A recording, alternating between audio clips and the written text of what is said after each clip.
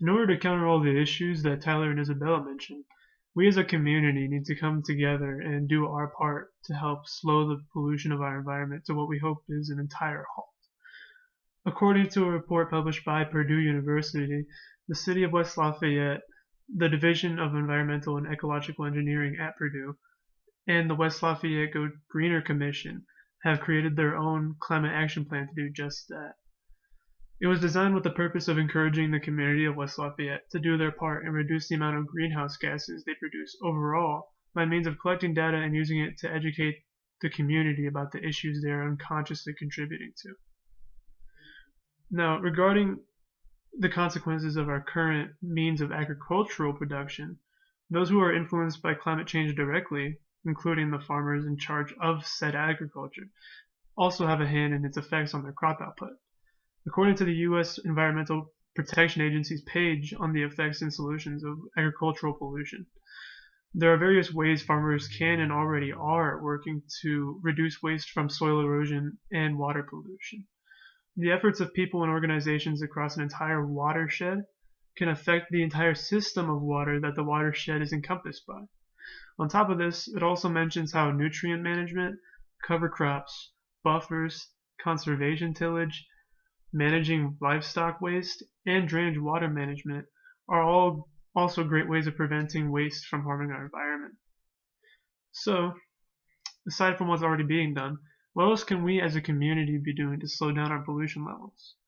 Well, there are a few things, but two of the biggest ones are to get active politically and to spread awareness. Though they are quite broad topics, they are also the most effective ways to get anything done on a larger scale generally. So if you want the environment to change, you're going to have to do it through means of power. For example, vote for advocates of environmental preservation and create petitions to appeal to those already in office and things of that nature. The intended goal is to make your voice heard, make the message become a reality through means of lawmaking and enforcement. If one speaks up using their power as a citizen, like you and I, it adds to the overall movement of others who are doing the same thing. One isn't powerful, but a whole is the power. On the other hand, in order to get all those people to act as well, it's crucial to spread the word of what is being accomplished with your actions. Therefore, the most effective way of doing so is appealing to schools and corporations within the community to promote environmental safety.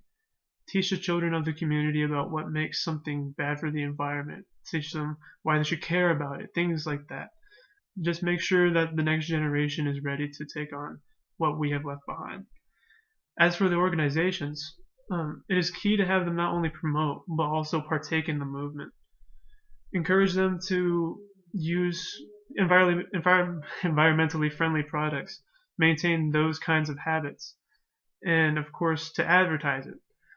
From a business perspective, not only is it environmentally friendly, but is also beneficial to them from a business perspective. If the company involves themselves in what consumers would believe to be a morally just action, it would in turn make the consumers want to consume more of their product. And so essentially what they're doing is not only helping the environment themselves, but they're also encouraging others to protect the environment by using their products, earn them more money. It's a win-win for everyone. And so essentially what we need to do is just start from power and add from ourselves. So now that I've concluded about what solutions we could take as a community and what's already been happening so far, I'd like to turn it back to Evan so he can wrap up things.